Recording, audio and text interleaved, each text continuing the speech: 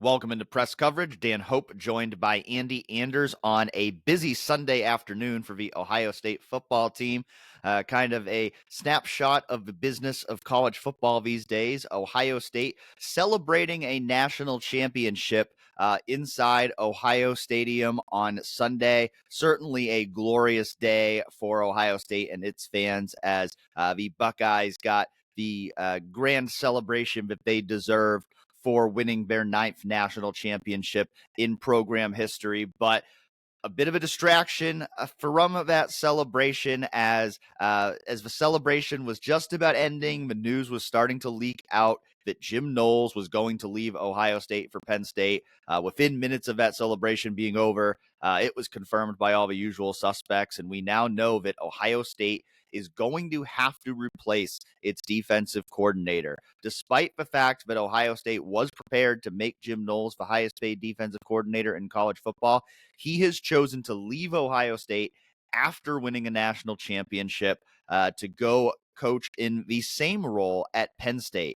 So, Andy, what are your initial reactions to all this? Yeah, I mean, shock, right? Shock's got to be the word I think a lot of fans would use to describe this situation right now. And not shock in the sense that, it had been coming, reports had been out multiple days that Knowles was looking around, Knowles might be going. But I think it is just that surprise of, like, you knew he had family in Oklahoma, so maybe going to Oklahoma made some sense. But to go to Penn State, who is a rival of Ohio State's, obviously, right? Or at least an opponent that's got a lot of significance to Ohio State, to go to a Penn State team where, Ohio State just won a national title. It kind of seems like maybe a decline in situation where you can stay at Ohio State and sustain what you built over the past 3 years. And it makes you question, like, what exactly prompted this move? If Ohio State was willing to pay a similar salary to what Penn State was offering, I think it would, making him the highest paid assistant in college football would indicate somewhere around $3 million. He'll be at an average of $3.1 million, it sounds like, at Penn State. So just like, I think that's the main question on everyone's mind right now, Dan, is why exactly did Jim decide to leave? I think, we both have our considerations as the answer to that question, but it's just one to ponder of, like, what prompted this change for Jim Knowles.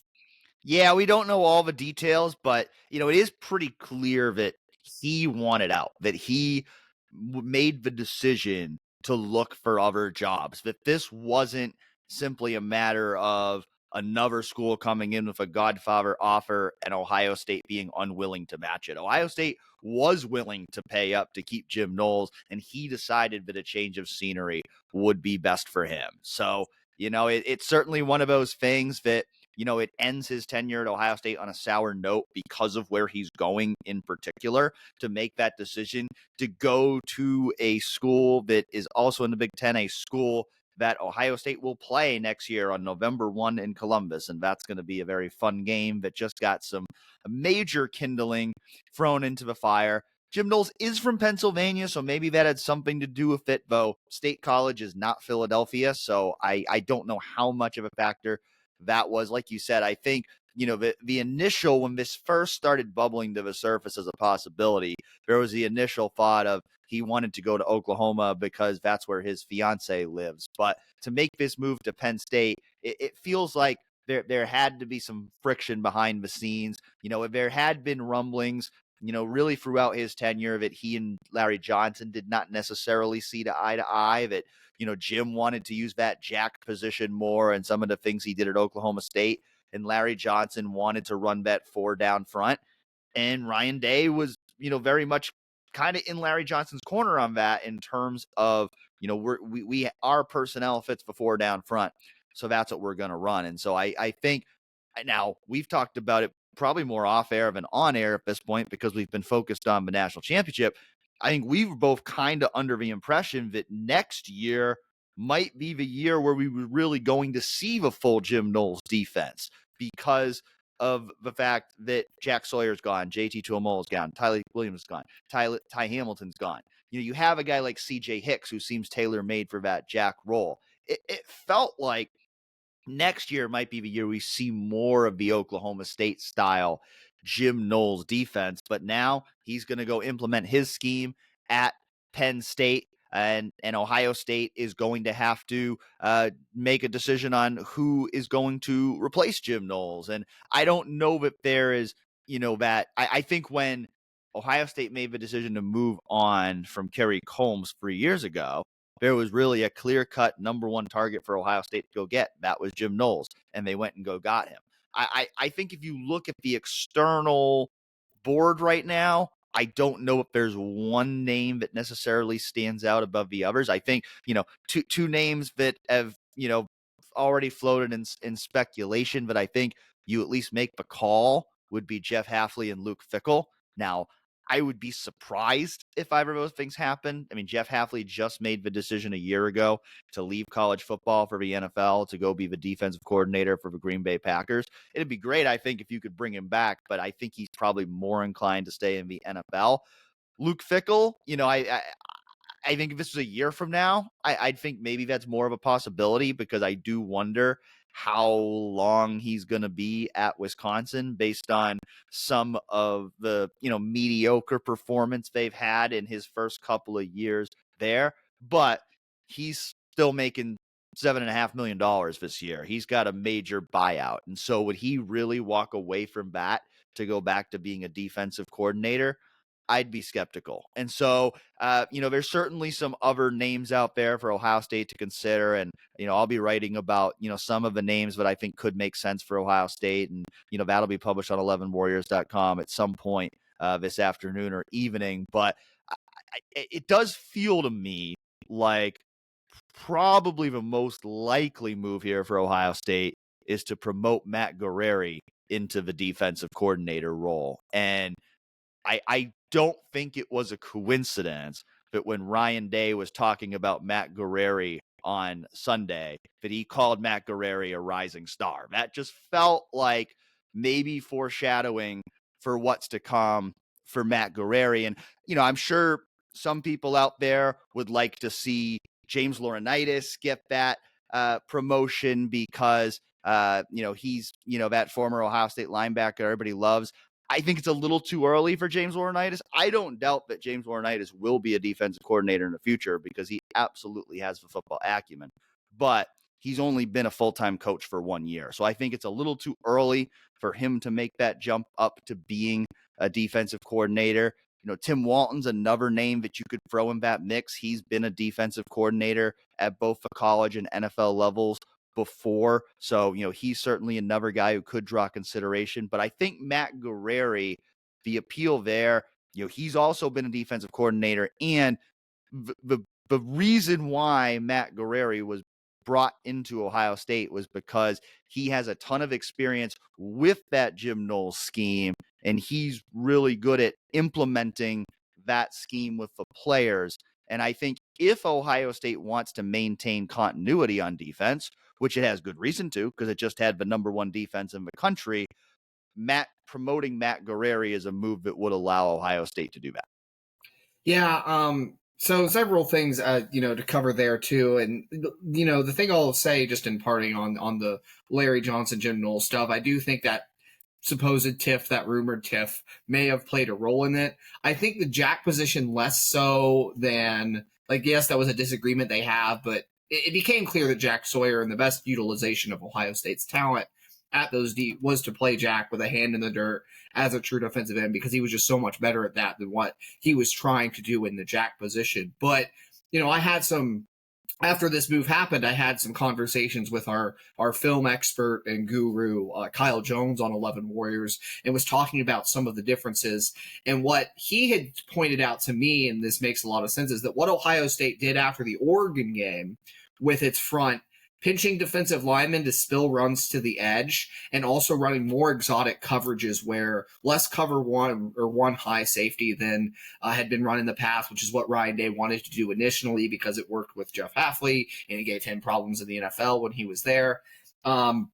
those schemes are more of what Ohio State did after the Oregon game, mixing more exotic coverages, pinching the D-line more to spill runs outside, doing more exotic things with the fronts and stuff, is what Jim had wanted to do his first couple of years at Ohio State. It had kind of felt like that was his philosophy at Oklahoma State, right? Was that same tactic with the D-line, the exotic coverages, and just to not necessarily get to do that until second half of year 3, fully your scheme, not even just from the jack position perspective, but your tactics and approach as a coach. Because you remember too, after the big plays they gave up in 22, they went to a very conservative defense in 23 to kind of take those big plays away. And so I wonder if some of that philosophical shift of the defense, it came a little too late to where Knowles had kind of soured. And again, it's just speculation at this point. We may never know the full reasons why Jim wanted to leave. Maybe he'll speak on it in the future there at Penn State. But to moving on then to candidates, you're Ohio State. I feel like, maybe it's not Hafley because Hafley's making somewhere in the ballpark of $4 million as the Green Bay Packers defensive coordinator right now. I think he probably prefers, he wanted that change of scenery from college to the NFL. You make that call to him. You make that call to Luke Fickell. I'm just hesitant on Matt Guerreri because he didn't do a good job in his first DC role at Indiana, or at least the defense did not perform well. He has that background in the Knowles scheme, but you're Ohio State, man. You can pick up the phone and call 90% of the coordinators out there, and if you had a $2 million position ready for them at Ohio State to come and implement their defense, or even maybe there's a lot of teams are running the 4-2-5 these days. You can get a very similar structure to the Knowles defense, picking up the phone, calling somebody. I just think you don't need, could Matt Guerreri be really good? I'm sure he's learned since that Indiana experience. I'm sure he's improved as a potential play caller, potential D coordinator. It could work out. He could be really good at it, but maybe you consider, just pick a name we haven't even thought of yet. Just picking up the phone, someone who runs a similar scheme, and Ohio State has that pull. It's one of the destination spots for a coach. And you have the wallet now too. I mean, again, you slap $2 million on the table. That's more than most D coordinators are making these days. So, I would be hesitant in the Matt Guerreri promotion, me personally. I think that move, yes, it makes sense if you just want to keep that Knowles defense in place, but is Matt Guerreri ready to run it to the same level of a guy who's been doing it for decades? I don't know. So that's where my hesitancy is, and maybe that looking internally for the hire, with Matt Guerreri. But to your point, I think when Day stood up there and said, this is a rising star, maybe they're seeing something more in him, and maybe he had even, had more input behind the scenes than we realized. It is going to be very interesting to see how it plays out over the next few weeks, because anytime Ohio State makes a big coordinator hire or even a position coach sometimes or whatever, it tends to move kind of quickly, especially as, you're trying to get into spring ball, and potentially if you do go out and get someone new and it's not Matt Guerreri, you're potentially implementing some new scheme. So I kind of anticipate this moving quickly, but I would like to see Ohio State try and go out and get a big name from somewhere else. Yeah, spring ball is only 5-6 weeks away, so certainly incentive to move quickly. To your point, you're Ohio State. You just won the national championship. Any coordinators out there is going to hear these reports that they were willing to pay Jim Knowles to make him the highest paid defensive coordinator in the country. So if you're a defensive coordinator somewhere else and you want to raise or you want a new situation or whatever, I'm sure there's plenty of defensive coordinators who have their agents reaching out to Ohio State right now to express interest in the job. So you're certainly right that Ohio State has the ability to, pull someone, even someone who might be at a great program right now, maybe in the NFL. Ohio State has the ability to get in on those conversations. I mean, when a year ago, when Ohio State made the decision to hire a offensive coordinator, our first guess would not have been that Chip Kelly would leave UCLA to come to Ohio State, but that's exactly what Ohio State was able to pull off. So a lot of options are on the table if you're Ohio State. And, I agree with you in the sense that if you're Ohio State, you shouldn't just look at it and say, we're just going to promote from within because that's the easiest move. I think that Matt Guerreri could theoretically be the right candidate because of that desire to maintain continuity, because I do believe that he had a significant behind the scenes role in terms of building the scheme at Ohio State, especially this past season.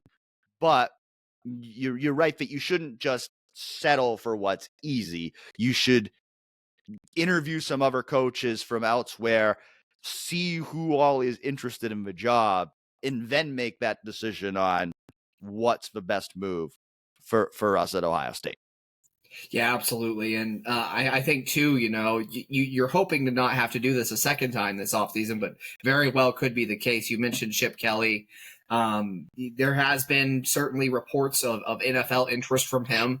I think it just speaks to, it's lonely at the top. The throne is lonely when you're the king of college football, and now everyone wants to come and pluck the best parts of your roster. A lot of them are graduating because they're seniors. We saw teams tampering to try and get Carnell Tate, Jeremiah Smith, some of those other elite pieces to enter the portal and transfer away from Ohio State. Ohio State was able to retain all they had some guys enter the portal, but no one that was like a starter this year already. Like, you kept Carnell Tate, you kept Jeremiah Smith, but now it seems that the coaching is the area where teams are trying to pick and having success at this Ohio State program, take some of the successful elements of it for themselves. Penn State doing it with Jim Knowles. We'll see if an NFL organization ultimately does want and does hire, and Chip Kelly takes a job at the NFL level to be an OC there. It'll be very weird to have an offseason where Ohio State just won a national championship and now it's replacing both coordinators. That's a possibility on the table, but definitely something to keep an eye on here in the wake of this Knowles situation playing out. Yeah, and the good news is, for one, you just won a national championship. Ryan Day isn't going anywhere. There was, clear indications from, Ted Carter and Ross Bjork on Sunday that, they're working on a contract extension to keep Ryan Day long-term. And we've seen him replace coordinators before, did so very successfully with each of his last two hires, bringing in Jim Knowles, bringing in Chip Kelly. To your point, Ohio State did a great job of player retention, of keeping its roster together through the transfer portal window, through the NFL draft entry window. Lost Quinshon Judkins, which was no surprise, but was able to keep Sonny Styles, Davis Igbinosun. So, a lot of work to do this offseason for this Ohio State football team, especially on that defensive side of the ball. And that process just got a little bit harder. You replacing 8 starters on defense. Now you're also replacing defensive coordinators. So plenty of challenges ahead for Ohio State this offseason, but it's always good to be operating from that position of being the defending champion. And so Ohio State, able to bask in the glory of being champions a little bit on Sunday, but also now must turn their focus toward hiring a new defensive coordinator. And we will, of course, be following that story as it unfolds over on 11warriors.com. So we hope you stay tuned.